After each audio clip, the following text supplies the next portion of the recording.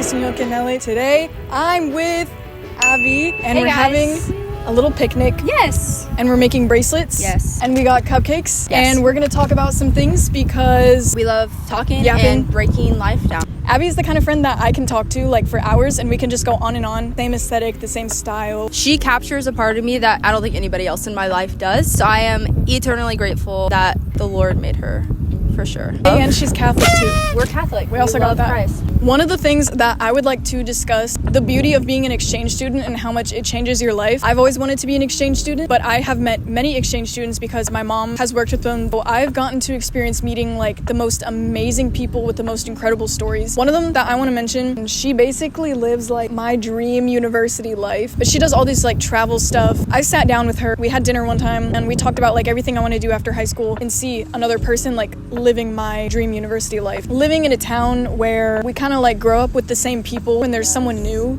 there's so much to learn. Yeah, I think exchange students are like one of the biggest ways. It's almost like you're traveling to a different country through a person. When Beatrice came down, I met her a few times, her sharing some of her like cultural norms. It was so beautiful to listen to because I mean, in America, if you get so accustomed to like your routine and the norms here, you're traveling there for a second, but like through that person. So I think exchange students are like such a gift. It gives you a glimpse of a different life. And I think having that perspective is so good to have another lens. So I think everyone should have an exchange student with them, like a little accessory. I want one. We will be kind of like switching topics every now and then. So I think another topic that we kind of wanted to touch on, life of a mother and Mom, can you motherhood. open this for me? See, this is how it's beautiful. And this is a perfect way to start. I work at a full-time job, work in a cubicle 40 hours a week. To say that it is absolutely killing a part of my soul is an understatement because everything that I dream for and all the traveling that I want to experience, there are different ways that I can take advantage of that time that I sit down. But another thing I do is think about my future. Do I see myself working 30, 40 years, however long? I've always been called to motherhood and having children and having a husband. Something about that nowadays is very controversial, how much like women fight for women's rights and stuff like that. When you're fighting for women's rights, you're not just fighting for the right for them to work, but for the right for them to choose. And I feel like motherhood has almost become this, women look at other women, they're like, oh, you're like being held hostage, or like this is a prison for you. To a person who is called to a certain vocation, they're never gonna feel trapped. And of course, you're gonna have your highs and your lows for any vocation, especially like me, not wanting to have a career and wanting to be a mom. There are going to be times where I'm like, this is super stressful. Did I choose the right path? Right. And like, I applaud women who want to work for the rest of their lives. I love that you have that like gumption and you have like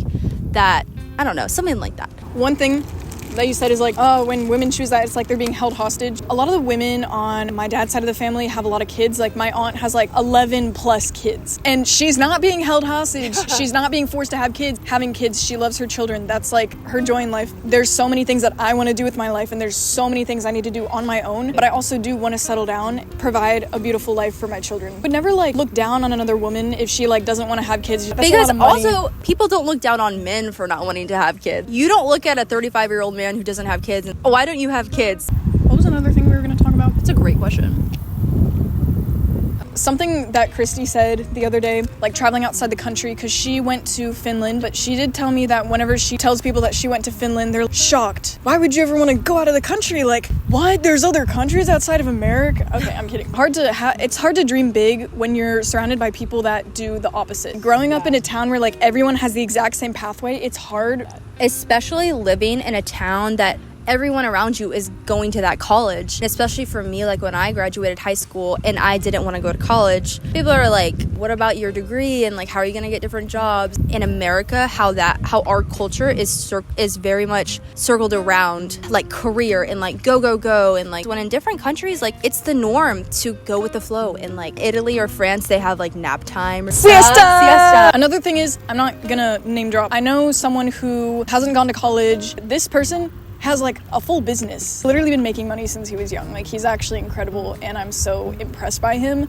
Like I feel like he's so much better than me and he knows just Oh, so much. whatever. I know who you're talking about. Whatever. You don't really need college if you know exactly what you want and college isn't a part of that plan. Unless you're still living with your mom till you're like 45. Okay, I feel like as an Italian, I'm supposed to agree with every single quality of the culture. Italians like continuing to live with their families after for a long time. After you graduate, the unemployment rates, it's really hard to find jobs in Italy. But like when people live with their families till they're like 35, I don't get that. I feel like you need to go out on your own. Another thing I don't understand is they say that American tourists like walk too fast. I've heard that before. But I don't like walking slow. Yeah, who likes, especially as a 5'10" woman? I want to get to my plate. I know like Italians are like, it's all about the journey, it's all about... But I'm like, babe, make the journey go faster because I'm falling asleep. Okay, sporadically moving on to the next topic, the plague of nonchalantness.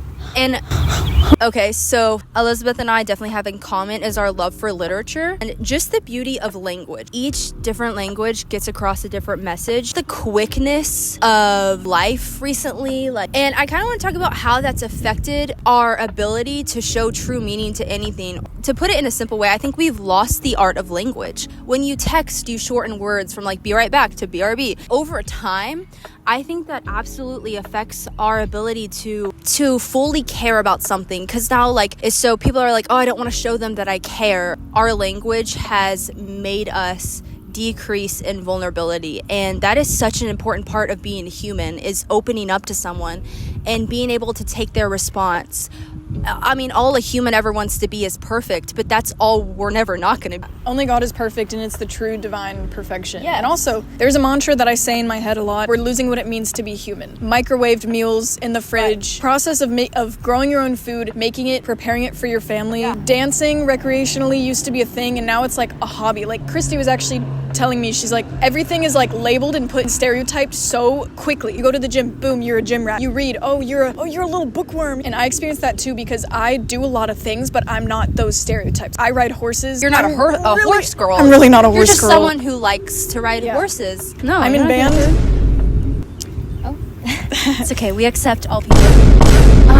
Like going back to your example of like the microwave food, there's something so human about planting a seed and watching it grow, and patience. Or that's another thing that we have lost, is patience. And we've lost the art of waiting. You can see it in society, like nobody says hi to each other anymore. Like if you're passing someone, that loss of connection is slowly deteriorating at our society and making us just numb to any emotions that we were always meant to feel.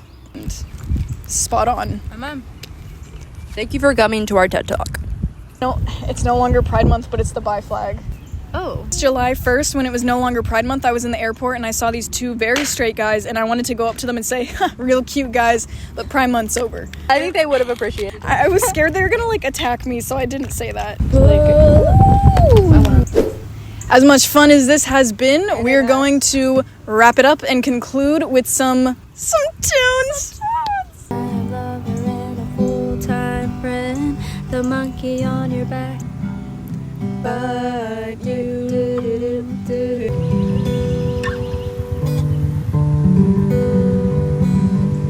I've been jamming out to Zach Bryan a lot lately. Wait. I secretly hate that song, but we're not gonna talk. What?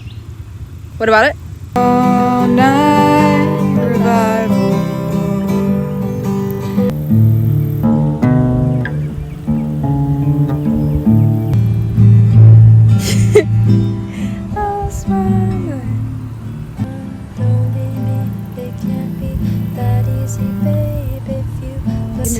This has been amazing. Bye. Thank you so much for watching. I love making videos, and I'm so happy to have done a collaborative project with Abby. Yes, I am so grateful that she let me be on her amazing YouTube channel. Okay, 3, 2, 1. Ciao a tutti. Hey, we kind of killed that.